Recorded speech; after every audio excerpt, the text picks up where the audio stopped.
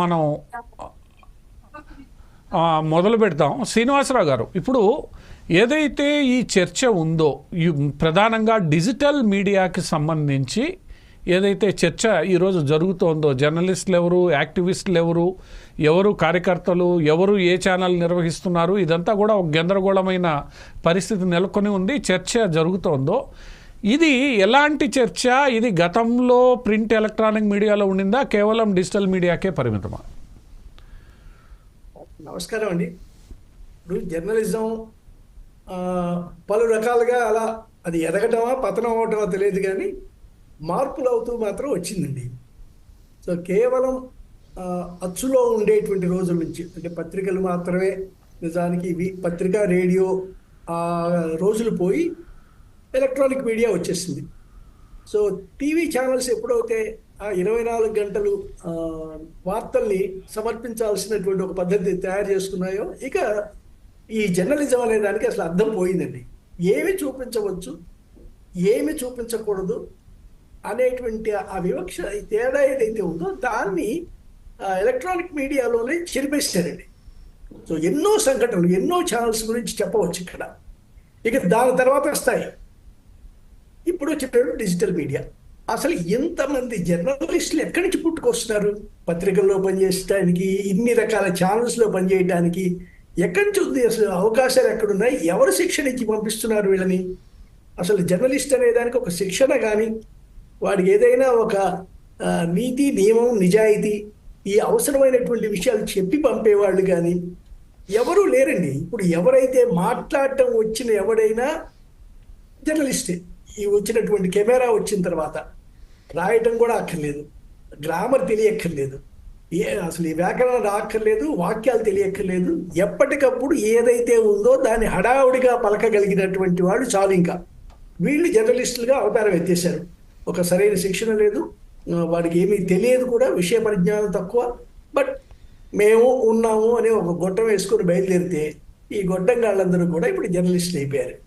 So ఈ journalist స్థాయి నుంచి ఎక్కడ టెక్నాలజీ పెరిగిందో అక్కడ కొత్త దాన్ని అందిపుచ్చుకోవడం అనేటువంటి చూస్తున్నామండి. ఇప్పుడు ఈ జరిగినటువంటి యూట్యూబ్ ఛానల్స్ కానివ్వండి, లేదా స్వయంగా ప్రతివాడు కూడా చెప్పుకుంటూ పోతే నాకు తోచిన విషయం నేను చెప్పేస్తాను, నాకు అక్కడ ఒక అందుబాటులో ఉంది కాబట్టి దాంట్లో పెట్టేస్తాను, చూసేవాడిది కర్మ, అది వింటారా వినరా అనేటువంటి.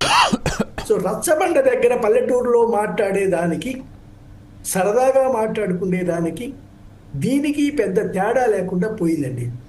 అసలు వీళ్ళని జర్నలిస్టులు అనాలా? ఆ జర్నలిస్ట్ అనే పదానికి తగ్గ అర్హత వాడి దగ్గర ఉందా? దేనికోసం పనిచేస్తున్నారు? ఏ లక్ష్యంతో పనిచేస్తున్నారు?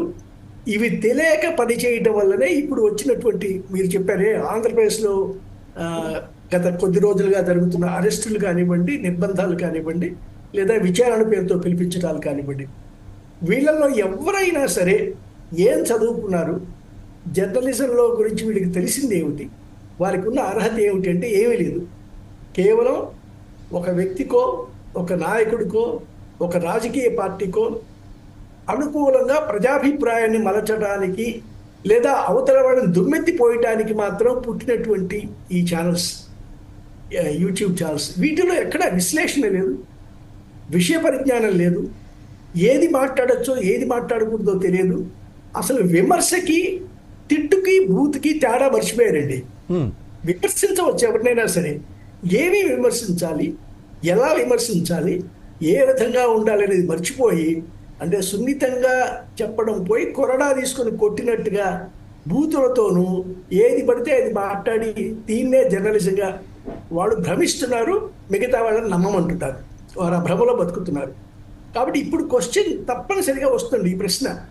ఎప్పుడైతే వాళ్ళందరినీ అరెస్ట్ చేశారో వారందరూ కూడా మేము జర్నలిస్టులు, మా స్వాతంత్రం, వాక్ స్వాతంత్రం, ఇలాంటి పదాలు ఇప్పుడు కోర్టు ముందుకు తెస్తారు. కోర్టు ఎలా చూస్తుందో తెలియదు. వాటిని వీళ్ళు అరెస్ట్ చేసి వాళ్ళ ముందు ప్రవేశపెట్టినప్పుడు నిజంగా ఇది వాక్ స్వాతంత్రం కిందికి వస్తుందా? ఎలా పడితే అలా మాట్లాడటమేనా? రాజ్యాంగం ప్రసాదించినటువంటి హక్కు ఇదేనా? అదే అండి, ఇది ఇప్పుడు వచ్చేస్తుంది. ఇంక రేపో మాపో దీని మీదకి మరలుతుంది. న్యాయస్థానం కూడా దీనికి సమాధానం చెప్పాల్సినటువంటి, లేదా ఒక తేల్చాల్సినటువంటి పరిస్థితి వస్తుందండి. ఇప్పుడు బాలసుబ్రహ్మణ్యం గారు, మీరు చాలా కాలం నుంచి